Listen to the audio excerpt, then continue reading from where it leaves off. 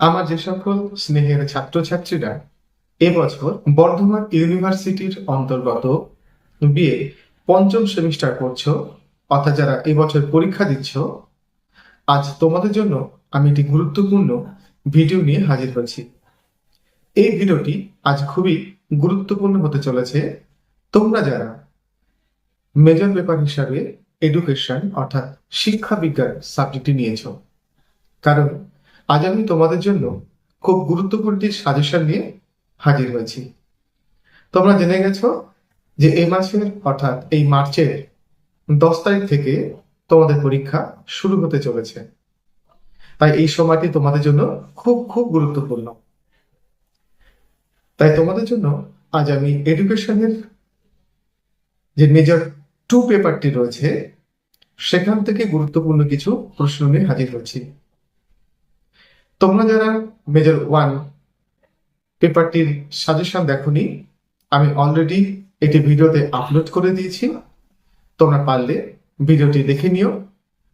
আর যারা দেখেছো তারা অবশ্যই আজকে ভিডিওটি দেখে নিও, কারণ এখান থেকে তোমাদের মেজর যে 2 পেপারটি রয়েছে তার থেকে গুরুত্বপূর্ণ প্রশ্নগুলি আমি তুলে ধরছি। আর আগের ভিডিওর মতোই এখানেও বলছি যে আজ আমি এডিটিং করতে পারলাম না, কারণ সময় খুবই কম। তাহলে আমি তোমাদের সমস্ত সাজেশন কমপ্লিট করতে পারবো না। তাই তোমরা একটু কষ্ট করে পেন খাতা নিয়ে বসো এবং আমি যে প্রশ্নগুলি বলে দিচ্ছি তোমরা একটু কষ্ট করে লিখে নিও, কেমন? তাহলে আশা করি তাহলে তোমরা পেন খাতা নিয়ে রেডি হয়েছো। আমি তোমাদের একে একে এই পেপার থেকে যে 10 এবং 5 নম্বরের প্রশ্নগুলি রয়েছে সেগুলি তুলে ধরছি। তোমরা একটু কষ্ট করে লিখে নাও, কেমন? আমি তোমাদের প্রশ্নগুলি একবার রিপিট করে দেব। তাহলে চলো মেজর 2 পেপার থেকে যে প্রশ্নগুলি খুব ইম্পর্টেন্ট সেগুলি তুলে ধরা যাক। প্রথমে আমি তোমাদের 10 নম্বর যে প্রশ্নগুলি রয়েছে সেগুলি তুলে ধরছি, কেমন? প্রথম 10 নম্বরের প্রশ্ন, বিশ্ববিদ্যালয় শিক্ষা কমিশনের অর্থাৎ 1948 থেকে 1949 গুরুত্বপূর্ণ প্রস্তাব বা সুপারিশ এবং লক্ষ্য ও উদ্দেশ্যগুলি বর্ণনা করো।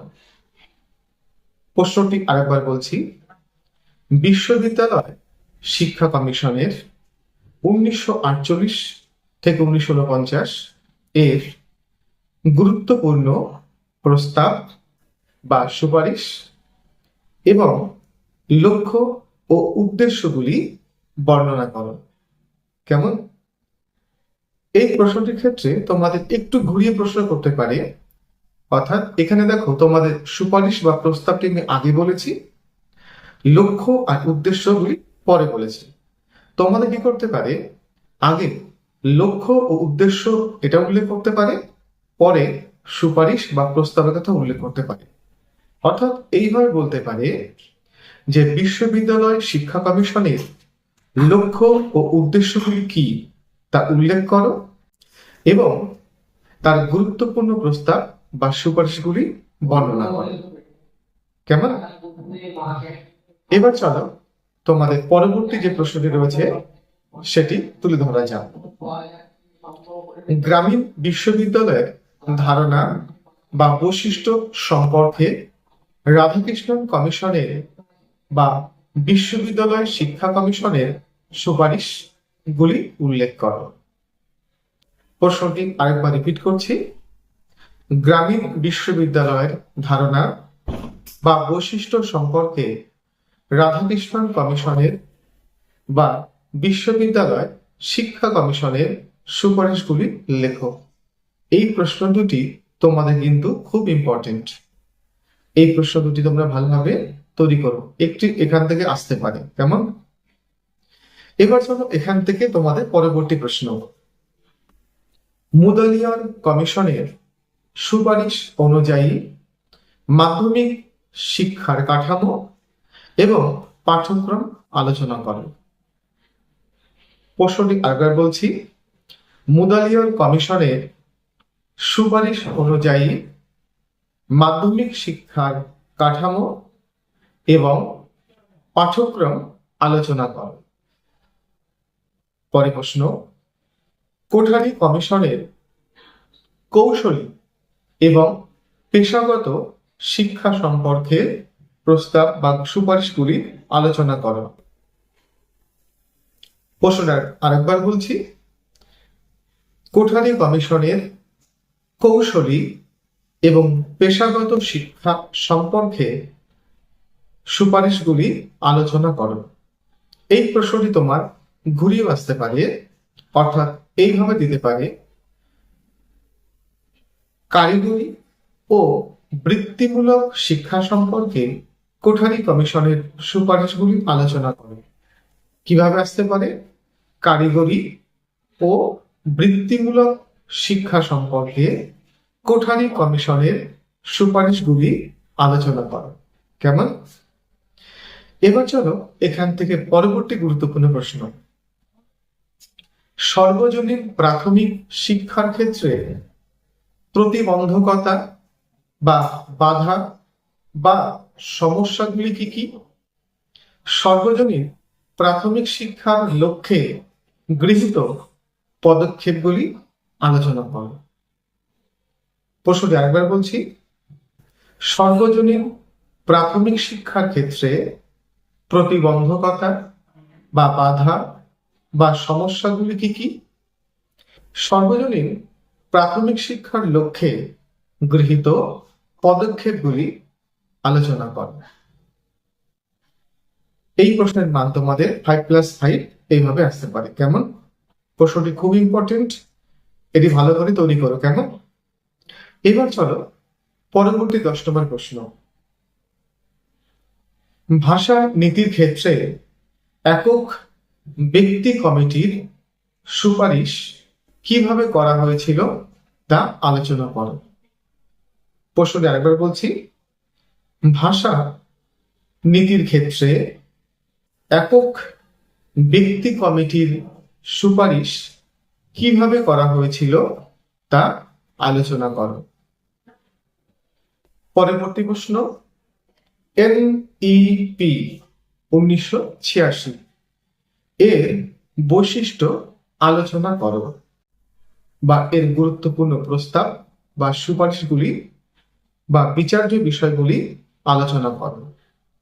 প্রশ্নটা একবার বলছি, NEP 1986 এর বৈশিষ্ট্য আলোচনা করো বা এর গুরুত্বপূর্ণ প্রস্তাব বা সুপারিশ বা এর বিচার্য বিষয়গুলি আলোচনা করো। এই প্রশ্নটি তোমাদের একটু ঘুরিয়ে দিতে পারে, অর্থাৎ অথবা দিয়ে লিখে নাও, জাতীয় শিক্ষানীতি 1986 এর মূল বৈশিষ্ট্য বা প্রস্তাব বা সুপারিশগুলি আলোচনা করো। অর্থাৎ প্রশ্নটি আরেকবার বলছি, জাতীয় শিক্ষানীতি 1986 এর মূল বৈশিষ্ট্য বা প্রস্তাব বা সুপারিশগুলি আলোচনা করো। পরের প্রশ্ন, মুদালিয়র কমিশনের মুখ্য সুপারিশগুলি কি কি? বৃত্তি শিক্ষা সম্পর্কে কমিশনের মত কি ছিল? প্রশ্নটি আরেকবার বলছি, মুদালিয়র কমিশনের মুখ্য সুপারিশগুলি কি কি? বৃত্তি শিক্ষা সম্পর্কে কমিশনের মত কি ছিল? এই প্রশ্নটির মান 5+5 এইভাবে আসতে পারে। একটা কথা বলি, মুদালিয়র কমিশন এই নামটি তোমাদের মুদালিয়র না দিয়ে মাধ্যমিক শিক্ষা কমিশন এইভাবেও দিতে পারে, কারণ তোমরা নিশ্চয় জানো যে মাধ্যমিক শিক্ষা কমিশনের সভাপতি ছিলেন ডক্টর লক্ষণ স্বামী মুদালিয়র, তাই তার নাম অনুসারে এই কমিশনের নাম হয়ে যায় মুদালিয়র কমিশন। ঠিক আছে? তাই তোমাদের মুদালিয়র কমিশন বলে যেভাবে আসতে পারে, তেমনি তার পরিবর্তে মাধ্যমিক শিক্ষা কমিশন দিয়েও প্রশ্নটি আসতে পারে। বোঝা গেছে বিষয়টি? এই হচ্ছে তোমাদের গুরুত্বপূর্ণ 10 নম্বরের প্রশ্ন। এবার চলো এখান থেকে তোমাদের এবছর 5 নম্বর যে প্রশ্নগুলি খুব ইম্পর্টেন্ট সেগুলি দেখে নেওয়া যায়।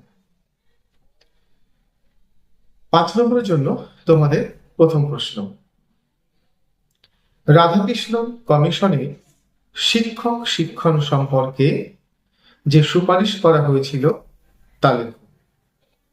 প্রশ্নটি আবার বলছি, রাধাকৃষ্ণন কমিশনে শিক্ষক শিক্ষণ সম্পর্কে যে সুপারিশ করা হয়েছিল তা লেখো।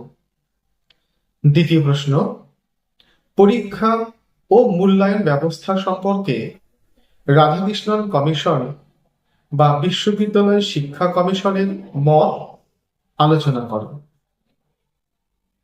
প্রশ্নটি আগে বলে দিচ্ছি, পরীক্ষা ও মূল্যায়ন ব্যবস্থা সম্পর্কে রাধাকৃষ্ণন কমিশন বা বিশ্ববিদ্যালয় শিক্ষা কমিশনের মত আলোচনা করো। ঠিক আছে, পরের প্রশ্ন, বিদ্যালয় গুচ্ছ সম্পর্কে সংক্ষিপ্ত আলোচনা করো। প্রশ্নটি কি, বিদ্যালয় গুচ্ছ বা স্কুল জট সম্পর্কে সংক্ষিপ্ত আলোচনা করো বা টিকা লেখো বলেও প্রশ্নটি আসতে পারে। পরের প্রশ্ন, ত্রিভাষা সূত্র সম্পর্কে কোঠারি কমিশনের বক্তব্য লেখো। ত্রিভাষা সূত্র সম্পর্কে কোঠারি কমিশনের বক্তব্য লেখো। অথবা এই প্রশ্নটি তোমাদের এইভাবে আসতে পারে, ভাষা শিক্ষা সম্পর্কে কোঠারি কমিশনের বক্তব্য আলোচনা করো। কিভাবে আসতে পারে, ভাষা শিক্ষা সম্পর্কে কোঠারি কমিশনের বক্তব্য আলোচনা করো। চলো পরের প্রশ্ন, টিকা লেখো। Operation blackboard.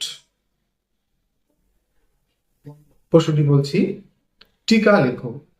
অপারেশন ব্ল্যাকবোর্ড অর্থাৎ অপারেশন ব্ল্যাকবোর্ড সম্পর্কে একটি সংক্ষিপ্ত টিকা তোমাদের আসতে পারে। পরের প্রশ্ন, নবোদয় বিদ্যালয় সম্পর্কে সংক্ষিপ্ত টিকা লেখো বা আলোচনা করো। প্রশ্নটি আরেকবার বলছি, নবোদয় বিদ্যালয় সম্পর্কে সংক্ষিপ্ত টিকা বা আলোচনা করো। তোমাদের অপারেশন ব্ল্যাকবোর্ড এবং নবোদয় বিদ্যালয় এই দুটি প্রশ্নের মধ্যে একটি আসার সম্ভাবনা খুব খুব প্রবল, তাই তোমরা এই প্রশ্ন দুটি ভালো করে তৈরি করে রেখো। কেমন? পরের প্রশ্ন, কোঠারি কমিশনে প্রাথমিক শিক্ষার পাঠ্যক্রম সংক্রান্ত সুপারিশগুলি কি ছিল তা লেখো। প্রশ্নটি আরেকবার বলছি, কোঠারি কমিশনে প্রাথমিক শিক্ষার পাঠ্যক্রম সংক্রান্ত সুপারিশগুলি কি ছিল তা লেখো। পরের প্রশ্ন, কোঠারি কমিশনের শিক্ষাগত কাঠামো এবং পাঠ্যক্রম আলোচনা করো। প্রশ্নটি আরেকবার বলছি, কোঠারি কমিশনের শিক্ষাগত কাঠামো এবং পাঠ্যক্রম সম্পর্কে আলোচনা করো। দেখো, এখানে তোমাদের দুটি প্রশ্ন অ্যাড করা আছে, একটা হচ্ছে শিক্ষার কাঠামো আর একটি হচ্ছে পাঠ্যক্রম। অর্থাৎ প্রশ্নটি তোমাদের এভাবে আসতে পারে যে শিক্ষার কাঠামো এবং পাঠ্যক্রম সম্পর্কে কোঠারি কমিশনের সুপারিশগুলি উল্লেখ করো। অর্থাৎ এখানে দুটো পার্ট আছে, যে কোনো একটি পার্ট আসতে পারে, আবার যদি দুটি পার্টই দেয় তাহলে তোমাদের 5-5-10 নম্বরের প্রশ্ন করে আসতে পারে। তাই প্রশ্নটি তোমরা ভালোভাবে তৈরি করে রেখো। কেমন? পরের প্রশ্ন, শিক্ষায় কর্ম পরিচিতি বলতে কি বোঝো? শিক্ষায় কর্ম পরিচিতি বলতে কি বোঝো? পরের প্রশ্ন, POA এর সুপারিশ বা বৈশিষ্ট্যগুলি লেখো। প্রশ্নটি বলছি, POA এর সুপারিশ বা বৈশিষ্ট্যগুলি লেখো। এর সুপারিশও যা, বৈশিষ্ট্য তাই। ঠিক আছে? পরের প্রশ্ন, ভারতীয় সংবিধানের নির্দেশমূলক নীতির ৪৫ নং অনুচ্ছেদ সংক্ষেপে ব্যাখ্যা করে। প্রশ্নটি আমি বলছি, ভারতীয় সংবিধানের নির্দেশমূলক নীতির ৪৫ নং অনুচ্ছেদ সংক্ষেপে ব্যাখ্যা করো। বা এই প্রশ্নটি তোমাদের এইভাবে দিতে পারে, ভারতীয় সংবিধানের ৪৫ নং ধারায় শিক্ষা সম্পর্কে কি বলা হয়েছে তা আলোচনা করো। বা বলতে পারে, ভারতীয় সংবিধানের ৪৫ নং ধারার গুরুত্ব আলোচনা করো। এই ভিন্ন ভিন্ন ভাবে তোমাদের প্রশ্নটি আসতে পারে। কেমন? এবার তোমাদের আমি এখান থেকে অতিরিক্ত দুটি প্রশ্ন বলে রাখছি, যদি পারো তৈরি করে রেখো। কেমন? প্রথম প্রশ্ন, সংবিধানের মৌলিক অধিকার, স্বাধীনতার অধিকার, সমতার অধিকার আধুনিক জীবনযাত্রার প্রেক্ষিতে বর্ণনা করা। প্রশ্নটি হচ্ছে, সংবিধানের মৌলিক অধিকার, স্বাধীনতার অধিকার, সমতার অধিকার এবং আধুনিক জীবনযাত্রার প্রেক্ষিতে তা বর্ণনা কর। এই হচ্ছে একটি অতিরিক্ত প্রশ্ন, তোমরা এটি তৈরি করে রেখো। এই হচ্ছে তোমাদের মেজর 2 পেপারের গুরুত্বপূর্ণ 10 এবং 5 নম্বরের প্রশ্ন। এই প্রশ্নগুলি তোমরা ভালোভাবে তৈরি করে রেখো। কেমন? যদি তোমাদের এই ভিডিওটি ভালো লেগে থাকে তাহলে অবশ্যই একটি লাইক করো এবং বন্ধুদের মাঝে বেশি বেশি করে শেয়ার করে দিও। কেমন? আর হ্যাঁ, চ্যানেলটিকে তোমরা অবশ্যই সাবস্ক্রাইব করে রেখো, কারণ পরবর্তী ভিডিওতে আমি তোমাদের জন্য পরবর্তী যে পেপারটি রয়েছে তার সাজেশন নিয়ে হাজির হচ্ছি। ভালো থেকো, সুস্থ থেকো, আবার দেখা হবে পরবর্তী ভিডিওতে। কেমন?